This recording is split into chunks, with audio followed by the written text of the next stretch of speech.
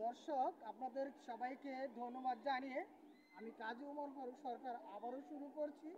পৃথিবীতে কোনো অপরাধই ছোট নয়। অপরাধ যেমন ছোট নয়, তেমনইভাবে কোনো অপরাধীকে ছোট করে দেখার কিছু নেই। কেউ কিশোর, কেউ বার্ধক্য, কেউ যৌবন প্রাপ্ত, কেউ বয়স্ক মানুষ হতেই পারে। যখন কোনো অপরাধী অপরাধ করবে, তার অপরাধটাই কি আমরা বড় মনে করে দেখব? প্রিয় দর্শক, আপনারা অবশ্যই জানেন যে সারা দেশে গড়ে গেছে দুই খালাকে একসাথে কুপিয়ে হত্যা করেছে এক কিশোর যুবক। সে সে কিশোর হয়েছে বলে তার অপরাধটাকে আমরা বিভিন্নভাবে ছোট করে দেখব, কিন্তু তা নয়। কিশোর হয়েও সে যত বড় অপরাধ করেছে তা অত্যন্ত ঘৃণিতজনক অপরাধ। আপনারা অবশ্যই বিভিন্ন ইউটিউবের মাধ্যমে, বিভিন্ন চ্যানেলে, বিভিন্ন টেলিভিশনের সাইটে এই বিষয়টি দেখতে পেয়েছেন যে শিশুটি কত বড় অপরাধ করেছে। পরপর সে একটি নয় দুটি খালাকে ছুরিরা দিয়ে আঘাত করে কুপিয়ে হত্যা করেছে। শুধু সেটা করেই সে ক্ষান্ত হয়নি, সে পাঠা যাকে বলা হয় শিল, শিল দিয়েও সে মাথা শেষে বা মৃত্যু নিশ্চিত করে তারপরে উনি ওই দুই খালাকে হত্যা করেছে। এই বিষয়টাকে আমরা ছোটো করে দেখব না। ইতিপূর্বে আপনারা জানেন যে কয়েক বছর আগে কিশোরী ঐশী নামে একজন মেয়ে, সে তার পিতা মাতাকে হত্যা করেছিল। এখনো তার বিচার হয়নি। সে কিশোরী ছিল বলে। কিন্তু প্রিয় দর্শক, আমরা আজকে যে বিষয়টি নিয়ে আলোচনা করছি সেটা হলো এক কিশোরের বিষয়। আমরা কখনো চাবো না সে কিশোর বলে তাই দুই খালাকে হত্যা করেছে বলে তাকে মাফ করে দিতে। আমরা চাই সে কিশোরের অতি দ্রুত ফাঁসি হোক। দর্শক, আসুন আমরা দেখি সে কিভাবে তার খালা দুটি হত্যা করেছে।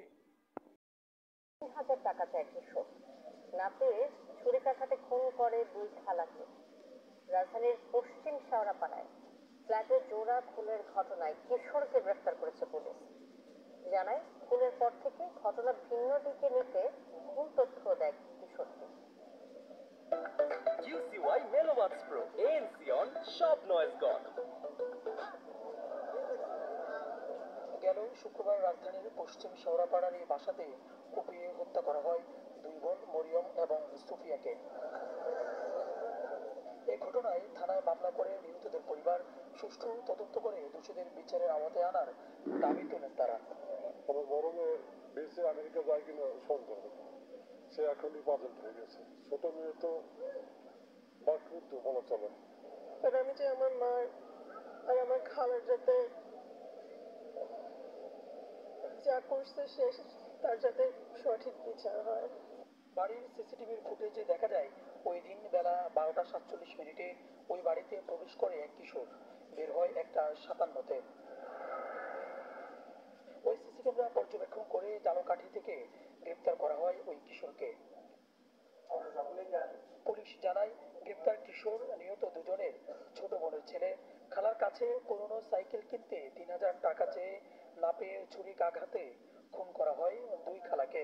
খালার পেটে আঘাত করার পর খালা চিৎকার করে এবং তার কাছ থেকে বাঁচার জন্য যখন তাকে ধাক্কা দেয়, তখন সে উপযোগী আরো কয়েকবার চাকু দিয়ে পেটে আঘাত করে। এক পর্যায়ে তার চিৎকারে তার আর এক খালা অন্য রুম থেকে আসলে সে যখন এই দৃশ্য দেখে, তখন সে চাকু দিয়ে তার ওই খালার পেটেও আঘাত করে এবং রান্নাঘরে ঢুকে পাটা পুতা, শিল পাটা যেটা, সেটা পুতা এনে প্রথমে ছোট খালার মাথায় আঘাত করে, পরবর্তীতে বড় খালাকে আঘাত করে। পুলিশ জানায়, খুনের পর থেকে স্বাভাবিক ছিল ওই কিশোর। ঘটনা ভিন্ন দিকে নিতে ভুল তথ্য দেয় পুলিশকে। আমরা ভিডিও ফুটেজ বারবার পর্যালোচনায় দেখি, আমাদের টিম যেখানে যায় কথা বলে ঠিক তার পাশে গিয়ে সে দাঁড়ায়। এমনকি সে বিভিন্ন নাম্বার টাম্বার দিয়ে আমাদেরকে সহযোগিতা করার একটা প্রবণতা তার ভিতরে ছিল। এই ঘটনার পর থেকে থমথমে পশ্চিম শেওড়াপাড়া এলাকা।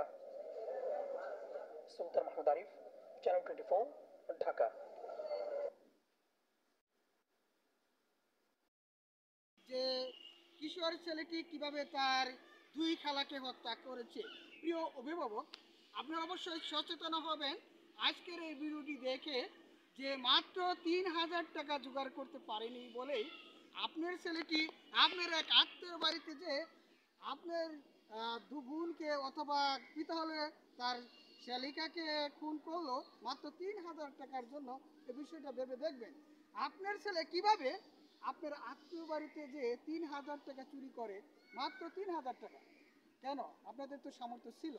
অনেক গার্ডিয়ানে আছে যে তাদের সামর্থ্য থাকাকালীন সত্ত্বেও তার ছেলেদের সাথে তার মেয়ের সাথে অনেক খারাপ ব্যবহার করে, তার বাচ্চাদের সাথে। এটি কখনো করবেন না। আশা করছি আমার চ্যানেলে যেসব দর্শকবৃন্দ আছেন তারা অবশ্যই আমার ভিডিওটি দেখবেন। এছাড়া সারা দেশের মানুষকে আমি একটি অনুরোধই করে যাব, কখনো বাচ্চাদের সাথে এই সামান্য কিছু টাকার জন্য কখনো খারাপ ব্যবহার করবেন না। আপনি অবশ্যই চেক করে দেখবেন আপনার ছেলে মেয়ে কি চায়, তাদের মনোভাব ব্যক্ত করবেন, যে আপনি যদি না পারেন তাদেরকে বুঝিয়ে বলবেন। কখনো এরকম আচরণ করবেন না যে আপনার ছেলে মেয়ে তাতে অতিষ্ঠ হয়ে অন্যের বাড়িতে গিয়ে মাত্র 3,000 টাকা চুরি করে পরপর দুটি লাশ ফেলিয়ে দেবে। এদিকে লক্ষ্য রাখবেন। প্রিয় দর্শক, আশা করছি আমার এই ভিডিওটি দেখে আপনারা ভালোর দিকে আপনাদের মনোভাবকে পোষণ করবেন, এই আশা ব্যক্ত করে আমি বিদায় নিচ্ছি। কাজী ওমর ফারুক সরকার। আল্লাহ হাফেজ।